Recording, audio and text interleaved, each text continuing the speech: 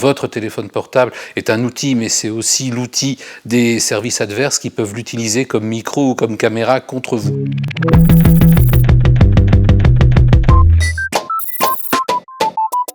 Alors bien sûr, il y a des choses à ne surtout pas faire, comme se retourner en permanence, partir en courant, parce que c'est avouer qu'on a quelque chose à cacher, qu'on a mauvaise conscience. Il y a des techniques beaucoup plus simples, passer par un sas, un parking par exemple, passer par un immeuble à double entrée ou un passage couvert. Du coup, on oblige ceux qui vous suivent à arrêter ou de toute façon, on les sème. On peut regarder aussi discrètement dans les vitrines. Ça permet de distinguer si quelqu'un est là derrière. Il y a le transvasement qui consiste à passer d'un véhicule à l'autre, car les filatures, c'est aussi en voiture ou à moto. Donc il y a plein de techniques. Le point commun, c'est d'avoir l'air décontracté. Pour cloisonner son réseau, il faut être très discipliné. Il y a une règle de base dans tous les services qui est le besoin d'en connaître. Chacun ne sait qu'une petite partie de la mission, qu'une petite partie de l'activité générale du service. Il ne faut pas chercher à en savoir plus, sinon vous vous mettez en danger, vous mettez en danger les autres. Et il y a des techniques simples. En particulier, on passe par des boîtes aux lettres. Ça peut être un lieu où on dépose des informations, quelqu'un d'autre va les récupérer. Ça casse en quelque sorte le fil et ça empêche un autre service, un service adverse, d'avoir une vue d'ensemble de ce que vous faites.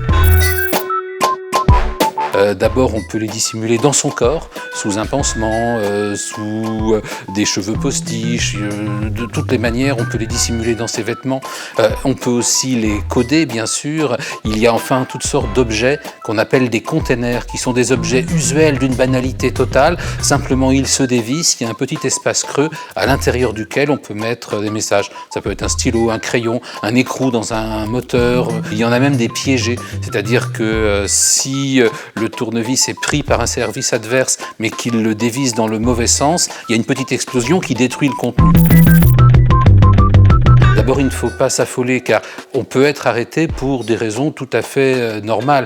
Et donc, il ne faut pas nourrir le soupçon en s'enfuyant. Si c'est un contrôle banal, eh bien, il faut répondre à ce contrôle et la légende sert à ça.